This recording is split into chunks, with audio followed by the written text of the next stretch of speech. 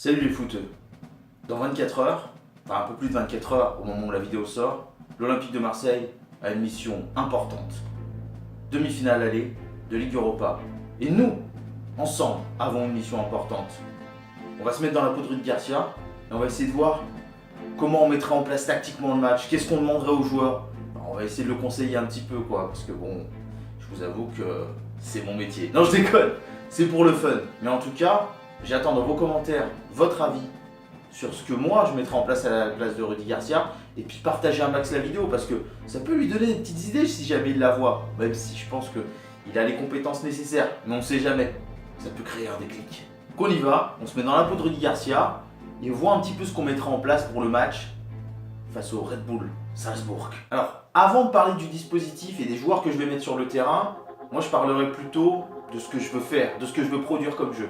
Et la première chose pour moi qui va être importante pour Marseille, c'est de presser haut.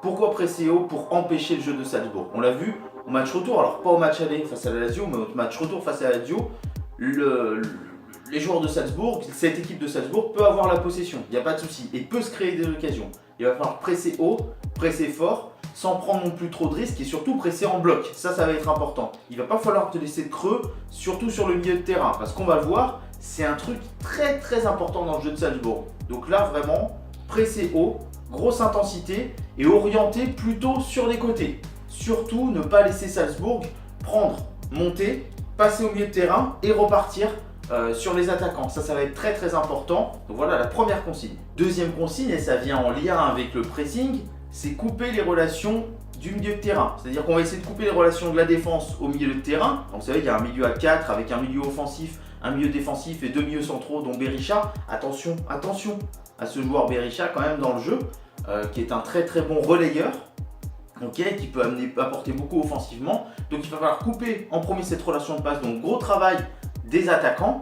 Et au milieu de terrain, les milieux qui vont être chargés de contrôler ce milieu de terrain, monter pour eux aussi couper cette relation de passe, surtout avec les milieux offensifs. Et les défenseurs, il ne va pas falloir hésiter à suivre le bloc et empêcher les deux attaquants.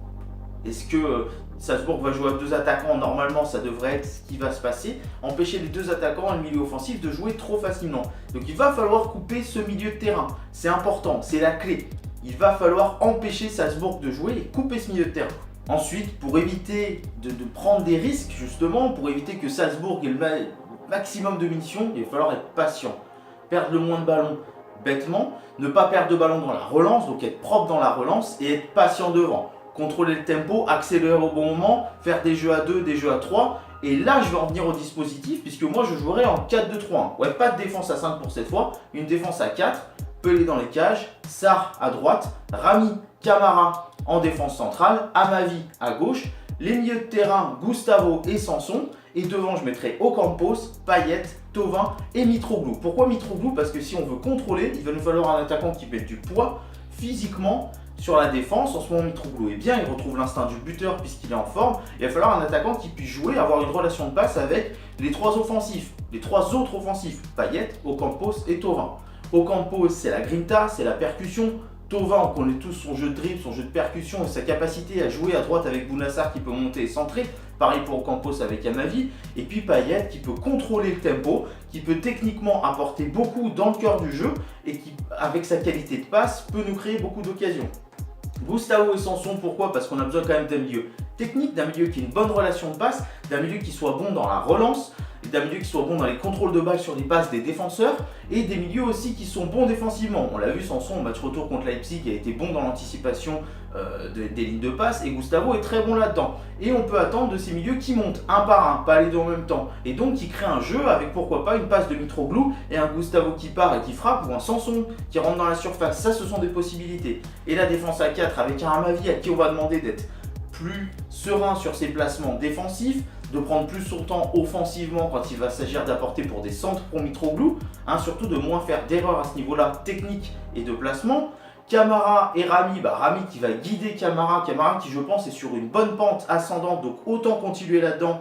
Et Rami, Rami c'est le taulier de la défense, donc tu le mets. Et Bounassar à droite qui défensivement progresse de plus en plus et qui offensivement est très vif, véloce, peut apporter beaucoup sur ses centres et surtout avec sa relation de passe avec Florian Thauvin. Et puis dans les cages Pelé, puisque Mandanda est blessé, et mettre en confiance Yoann Pelé, lui rappeler les derniers arrêts qu'il a fait et lui dire que là on va laisser le moins possible d'occasions à Salzbourg, que les seules occasions qu'ils auront, il va falloir tirer compte présent, le challenger là-dessus.